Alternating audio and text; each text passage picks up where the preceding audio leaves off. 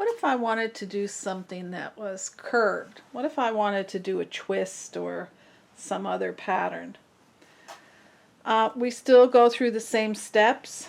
I've taken this piece of paper, I've wrapped it around a section, I've divided it, but this time I divided it.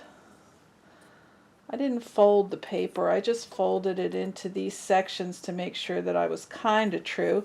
And then in these last two sections I made it a little bit smaller, so that I'm just going to carry those around section by section like this, and it kind of lets me know that I'm true, that I haven't misfolded anywhere.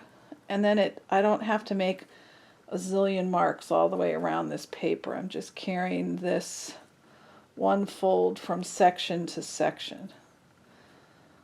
Now we have an issue if we try to use our tool rest as a ruler guide to carry these lines over. We're not going to have a problem. We won't have a problem with it right here on this flat, but if we have to reach out into these places, we're going to make angled lines and we're never going to end up true. So I have this little gadget that I've made, and it's just this piece of wood. Let's get a long shot on it. So I have this little gadget that I've made, and it's just scrap wood, but it's just a block that's long that can slide on your ways. Then I just drilled a hole and turned a tenon into this stick, and then I literally just went like this. I pushed this up to this point and went like that on that side, and then I pulled it back out again and went to the drill press and drilled straight through a size hole that the pencil could fit through. Then I just put it back in its hole, and because I left the top square, it can't go down further than this, so I know I'm exactly at the center. Now, if I had to lay something that was a weird shape out, we're just doing the same thing. I'm locking this so that it's not going to turn, and I have to, this is why I like the steb center. The steb center is a spring loaded, so I can just come out like this, lock the lathe, come out like this, find my place, and push it back. So now I can just come here, make a mark here, and if I had to come in here, I could go like this, and then just rotate this off my steb center, find this place, same thing, make a mark, come here, and I'm going to do this on the entire thing, and I'm going to basically turn this irregular shape into graph paper.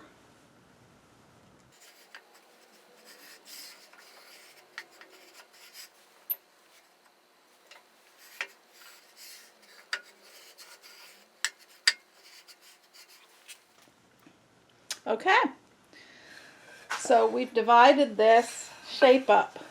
Now,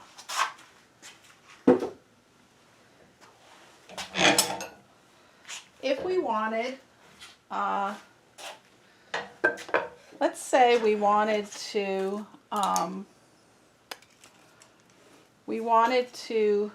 now divide this way, okay? I want to make my vertical lines, so I can just decide what that's going to be. Now, I'm going to tell you what I know about this distance. If let's just say I go like this, and we fold this up. You could decide to goes smaller and smaller and smaller as you get to here.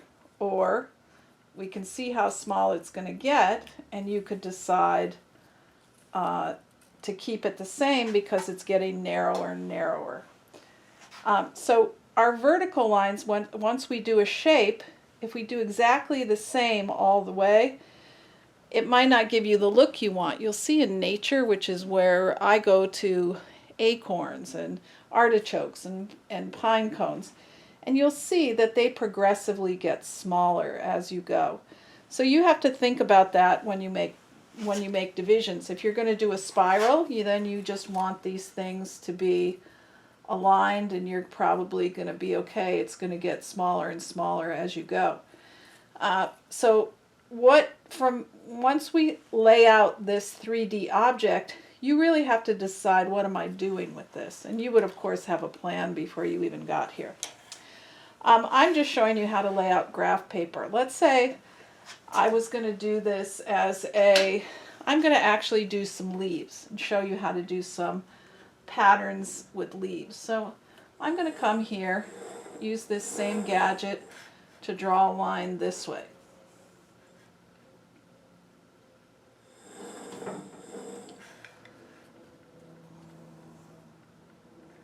Now I'm going to keep these big so that you'll be able to actually see it. Boop, boop. My scissors are in the way there. Okay, fine, outline. All right, so I'm going to go something like that. Now, if I was going to do a spiral, look, I could go like this and work my way across like this. And it would actually start bringing me in a curve like this. I could decide to do some kind of pattern in here like this. So I could use this to just these squares and decide, oh, I think I want a pattern that's triangles or something like that. So I'm just going to show you a thing, but the sky's the limit here. We could lay out any kind of patterns that we want. We've marked out our organic shape on the lathe into a grid pattern, but before you actually cut, you might want to come and just do a little pattern on a flat piece first until you get the gist of what you actually want to do. Now, there's so many patterns I could do right now. We can just make up patterns. We really need to think about inspiration when we think about these patterns. I'm very inspired by nature. I like to look at, for my architectural carving, I look at tons of acorns, artichokes, pine cones, and really take note of the shapes and the sizes and the shadow that falls on it. And then if I'm just making up a pattern, I go to fabric. I might look at African woven fabric, or I might go to Joanne Fabrics and just start looking at patterns. Inspiration all around us for this kind of thing, or you can just play around and make stuff up. I'm going to start with the traditional leaf pattern, just that it'll just be a good place to start. I've laid out this grid, and I'm going to use carving tools. Now, carving tools come in all kinds of sizes. I have hundreds of carving tools because I've spent 40 years carving different patterns, and you need to get a tool that matches whatever pattern it is you have to carve. Carving tools have numbers. They usually come like this.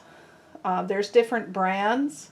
I recommend the Swiss made is really good. It has this hexagonal handle so it doesn't roll. I do like these Ashley Ives. They're a little bit heavy, but they roll a lot, so I have to really keep track of them, because once you hone these, it's really hard. The sharpening is key to these, so you have to keep them really sharp. Swiss tool comes right out of the package sharp, which is awesome. It has a number on it. So this says 720, and it says 7F because F means fishtail, which means that it gets wide at the end as opposed to a regular tool that's just straight like this. So the numbers, so here's a 512. The numbers indicate the sweep. So a 1 sweep, the first number is the shape of the end of it, the flute in here. So a 1 is basically a chisel, flat chisel, and then a 2 is just a shallow curve, and by the time we get to a 5, we have a bit more of a curve, and here's a 7, and it's even curvier, and then when we get to an 11, it's almost U-shape. The second number here represents the width of the tool. So it's always, these are made in Europe, so it's always usually millimeters. So this is 12 millimeters, so it's like somewhere near a ½ inch. But what I do is, here's my grid, and I'm going to make a leaf pattern. And I think my leaf pattern, to utilize my grid, I want to do something that's kind of like this. Okay, so I'm going to make some kind of a leaf like this, and then here comes up like that. And then I'm going to come up here and I'm going to do a second leaf that's up here, like this. And I'm just going to keep, we'll say I'm going to keep going up. So the first thing that has to happen is you have to envision it. So here's a kind of a leaf pattern. Now my leaf is going to depend on the tools I have and the curve. Pattern carving means that I'm going to punch this one time, and basically I'm just going to outline this, hit it, outline it. And so I'd like whatever tool I use to try to match the width I have. Like, see, that's the distance from that diagonal to that diagonal. That way I only have to punch it one time. So this is a 3. So it's shallow, but I think I'm going to use that one. And I'm going to, that's going to be my curve, so I'm going to take a look at it. So here's how my curve is going to look. I can put this here from corner to corner. There's my curve. So that shows me what my curve will look like. One of my leaves. Now we have to think about, carving is about shadow. So is the twist. Anytime as soon as you pierce the surface of wood, you're causing a shadow. And it's this shadow that shows a form. So you have to think about, how would this be? Like if I made leaves, I'd want these tips to stick out. And then I want to go back in the middle here, and then these tips to stick out. So I just kind of draw this how it would be, and I shade where my shading would be. And then each of my leaves has like a thing in the center. So shading represents depth, and then the whiteness represents surface out. So I'm going to start down here, and I'm going to outline. I'm going to make sure, is this the tool I want? That's the 3/16. I'm going to come right here, and I'm going to give it a whack. 1, 2. I gave it a 1, 2 whack. So when I come here, I'm going to go corner to corner. I'm going to give it a 1, 2 whack. And I'm just going to keep outlining like this.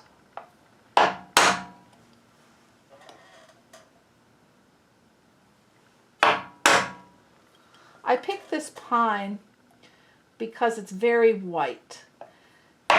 One thing you're going to find about carving is it wants to be on a really bland wood, so that the lines and shading of the carving isn't conflicting with the grain. Now that's very important in all things. If you have a beautiful, beautiful piece of grain, go ahead and just make a bowl that's plain and let the grain show. If you have a beautiful, crazy grain, and then you try to carve on it, the person who's looking at your piece doesn't know where to look. Should they look at the grain? Should they look at your carving? And they start to get confused. So my rule is crazy grain. Design a design a piece that really shows the grain. Okay, so there's my outlining. Now, I'm picking this tool that's kind of shallow, and this is the shading. So I want to come down like this, and then do the same thing on this other side. And I only want to go down until I hit my line that I popped. So I'm going to do that with this one too. Whatever you do on one, do on them all, because again, consistency is key to anything that's has a repeated pattern.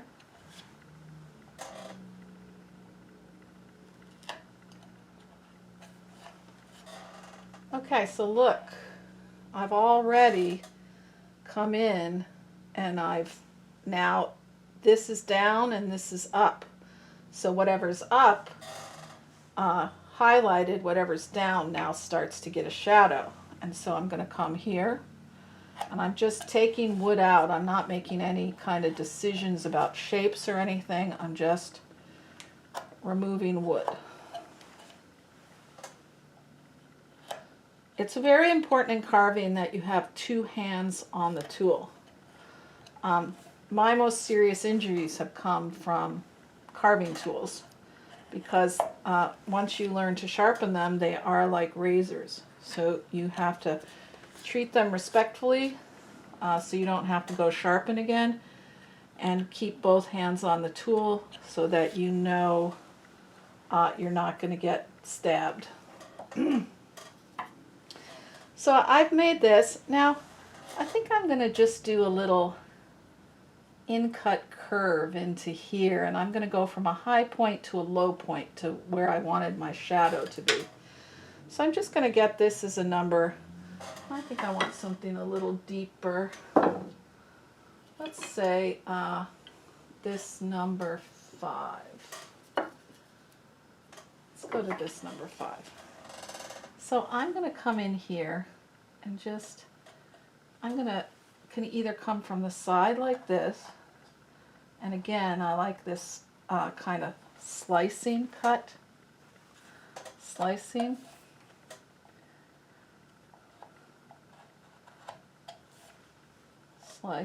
and I'm just trying to make it melt in this pattern, but I want to show kind of a leaf form coming up through the center. So I'm just going to get rid of this here, get rid of this here.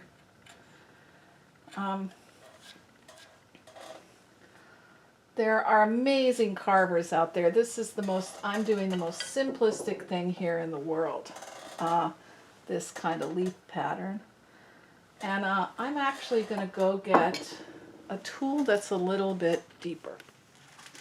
I just went and got this it's a more curved tool. It's a number 7, because what I really want to do is come in here. Now you can see my problem is that my clamps, now this is, the key to this is always trying to figure out how are you going to clamp this without the clamps being in the way. And I'm trying to do this on the bed of my lathe, so let's see if I can do this.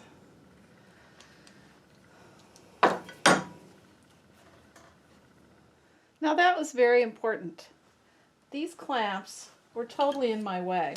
I see this happen all the time, that some of my students, something is in their way, but they just keep going, whether it's turning or something's moving and it's not clamped right. As soon as you see something's not right, change it, because it's not going to get any better. And you need this, especially when you have these sharp tools, you need all the control that you can have. And it's worth taking the extra time.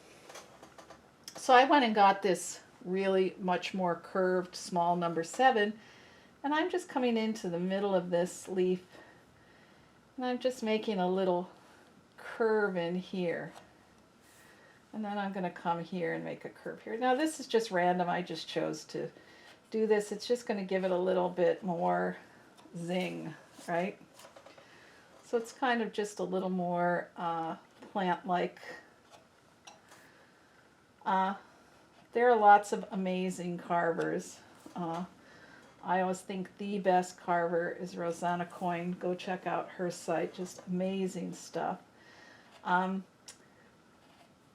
took just a few tiny lessons from Demetrius Kleitsis. He's an amazing carver, and carving is really worth learning. It's really worth adding to your bag of turning tricks. So you can see what we have here. This is all about light and shadow. So if we come into this one and just kind of come down, I could outline this one with something a little bit flatter, but you see this, and if we take this off and look at it, we get this, really this kind of, the light shines on it in this way that really starts to show form. So this is just messing around. So that's leaves. But what I really am trying to show you is it's this idea, this is called pattern carving. So we're basically just outlining a shape we want.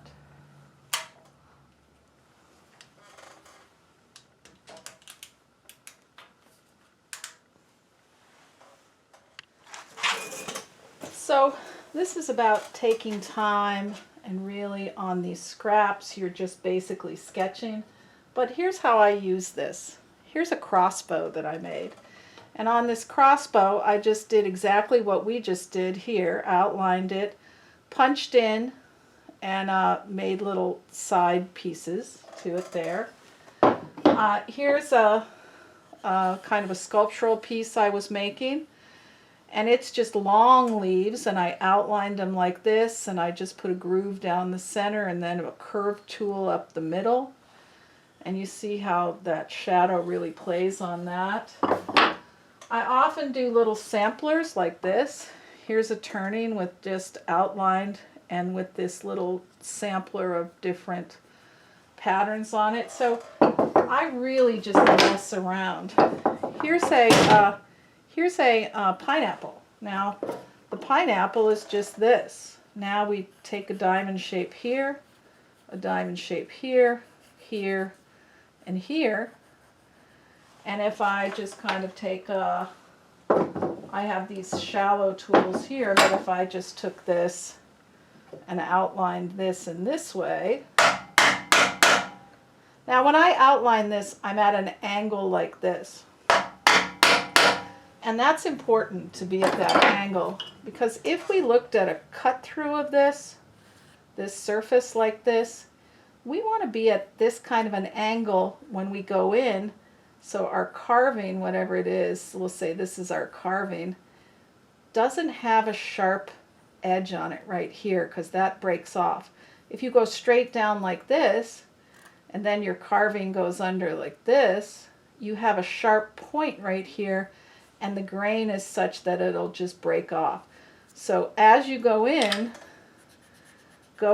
at this kind of an angle, and that makes your outline angled, and it will be less likely to break. So if I was going pineapple, I'd just outline it like this. Possibly you could do it with a straight tool also. And then I would just find some really sharp tool that would fit this, and I would just slowly work my way like this from this side, and then I'd come to this side. Now I'm working toward myself, but I'm holding it so that this can't even go close enough to get to me in my arm. So I do a lot of carving like that. And then I go from this side down to where I cut, and this side. And you're always just working from this center. That gives you this kind of pineapple form. and I'm in, and so now I'm kind of outlined here, and then you can come and, you know, make it nicer and work your way until you have lines. Sometimes I just mess with geometry and come up with, oh, I think I'm going to do a fan shape that comes down,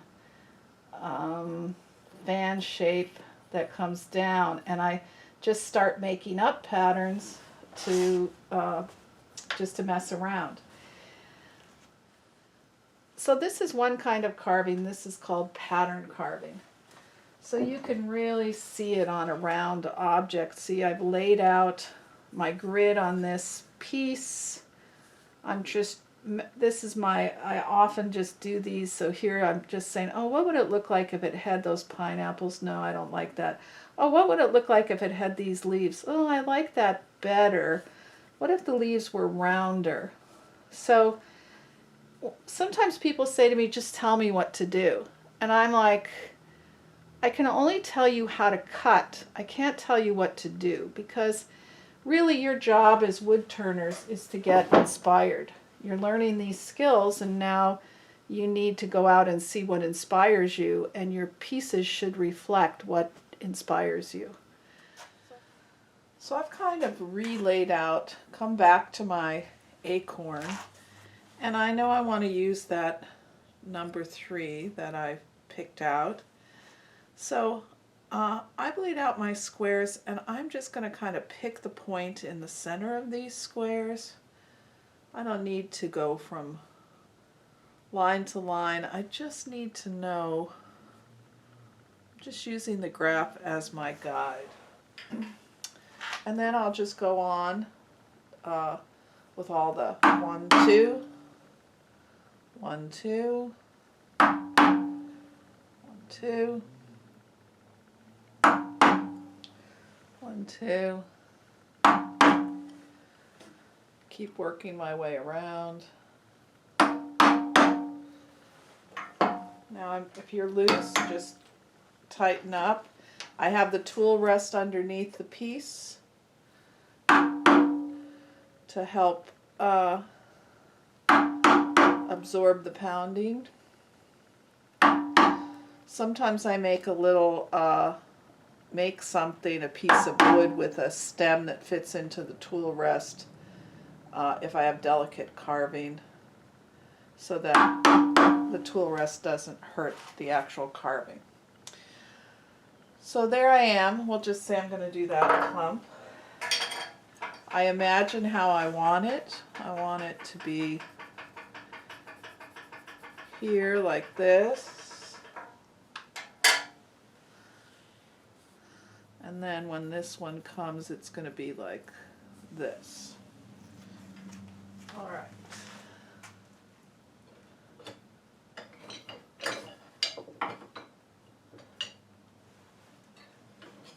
So I find the one I want to use, just like I did before.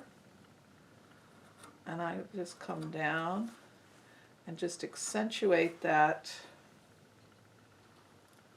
depth.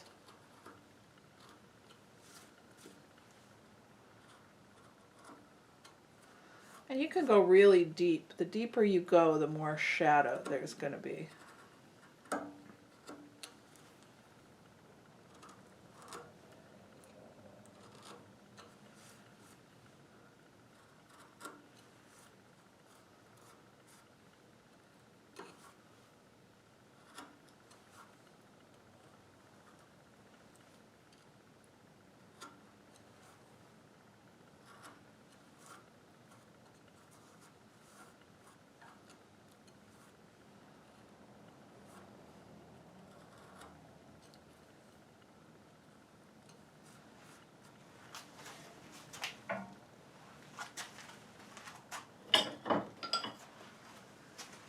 I have this great little tool that I've made. It's just a drill bit that I screwed into this turned handle and left the twist bit, part of it, in here.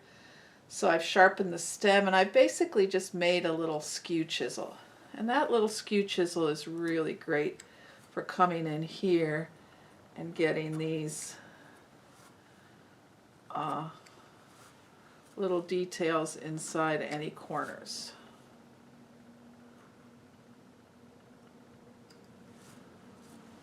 So already you start to see it. And now I'll come with my curve. Let's see, what do I want? I want this little curve. And I'm going to come in with this and kind of level off these things and put a little bit of a curve in here.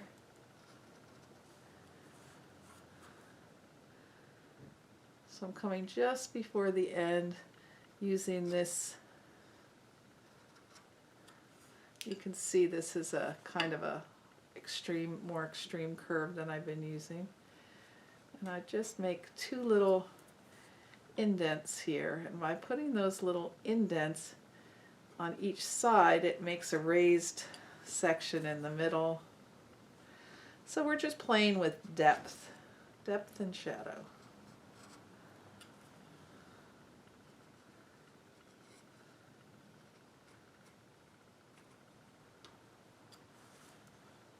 Alright, so you get the gist of this. You can see just even those two things, and then I might come in here and just add this piece in that raises a leaf pattern here in the middle. And this is just two little curved cuts. I'm hardly doing anything here.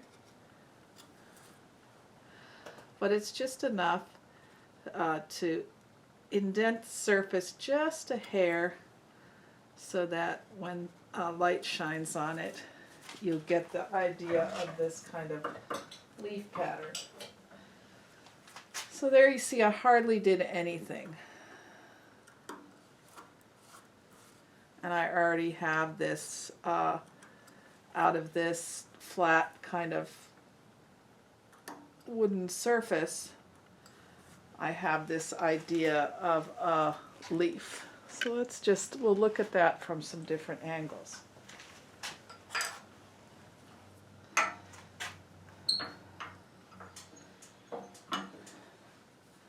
So see just this, like turning this, you can see just that little bit of carving does quite a bit. Sometimes we just want to make lines. And if we just wanted to make lines, we would figure out what we wanted. I've marked here, I'm going to go in between, make some smaller lines than I have. So I'm just going to come and mark those. So I'll come here, make this one a little bit better. Make one here.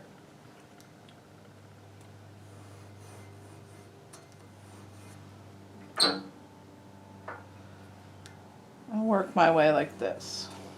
Alright. So I've chosen a tool that has a steeper flute. And I've come here, and what I'm going to do is I'm going to put I'm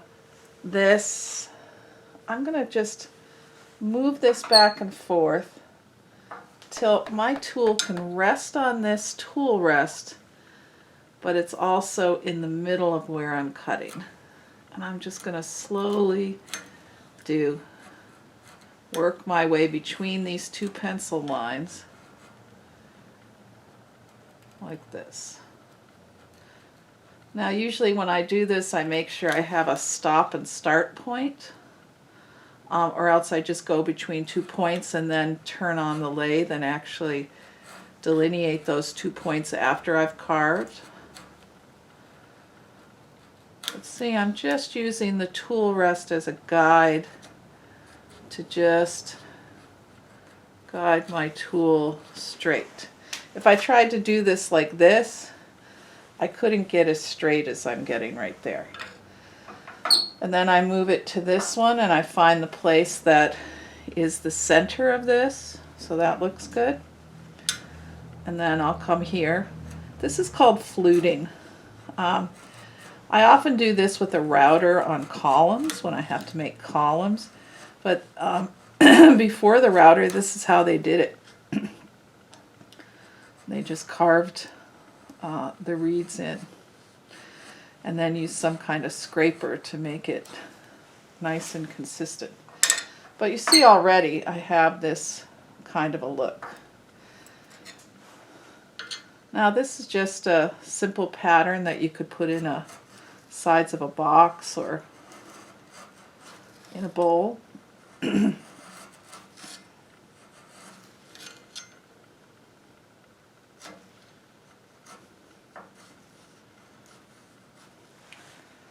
you just keep going around.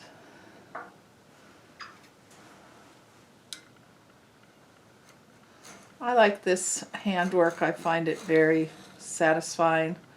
You will have to learn how to sharpen. It's not really, once you get going, it's not that hard. I have a great jig I've made that I actually use on my lathe to hone my tools. That works wonderfully. So there we go. We get this fluted look right here. Alright, so we have our leaves and our flutes. Okay, here is a board that I'm messing with, and I've covered it with shellac mixed with trans tint. And I just made a bunch of lines, just free form like this. And if you, shellac kind of sits on the surface so you can see through it as you cut it. So I just make some patterns. And this technique is called the shark's tooth, and it's pretty easy to do. It's what you see when you go to the Oceana section of the Met or the Museum of Fine Arts, and it's made with this V-gouge, and it's just cutting halfway to your line, halfway to your line, halfway to your line, and then come back halfway here, here, and here. So it gives you this, when you're done, you get this zigzag pattern. And you can tighten them up, you can loosen them up, you can change this pattern in a million different ways. Here I've drawn a grid, and you see I've started cutting within it, and by just cutting inside but not touching it, the actual lines, when I'm done, the grid has allowed me to keep my pattern consistent, but I'm actually, when I cut, I end up with this line here, which is kind of an implied line, but the grid allows me to stay within it. Now, I often will do this kind of thing, draw it all out, cut it, then sand it to get the pencil lines off, and then milk paint it or put something on the surface afterwards. So that's an awesome one. So these are a lot of different ways that you can lay out this grid and use it for patterns. Sometimes I'm turning for the whole week, so it gets really exhausting. So I hold my piece like this. I just put this clamp, figure out a way to fit it into your vise so that you can have it at a height that you can hold your piece and tighten it. That way, as the tighter you can get it, the easier it is to do your carving, and you can turn it. I love to use the burner. It's just another way of making pattern. So I have my grid right here. I might choose to, I could just do something where I just keep my pattern within the square that I have here, right? Just keep my pattern like this. Try to be as consistent as I can be, leaving a little space. I usually have my fan on, but you wouldn't be able to hear me talk.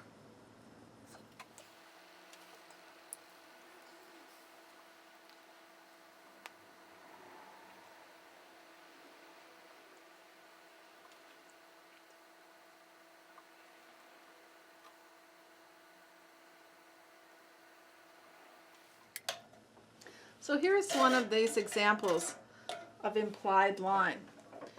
So I just kept my pattern within my lines, but when I get rid of my pencil line, what's left, I'll sand it. What's left out here is a white line, or just the space in between implied. The grid allows you to really kind of stay tight. Sometimes I just start, I'm fond of the freeform pattern, so I'll just start doing patterns within the squares, and then a different pattern in the square next to it.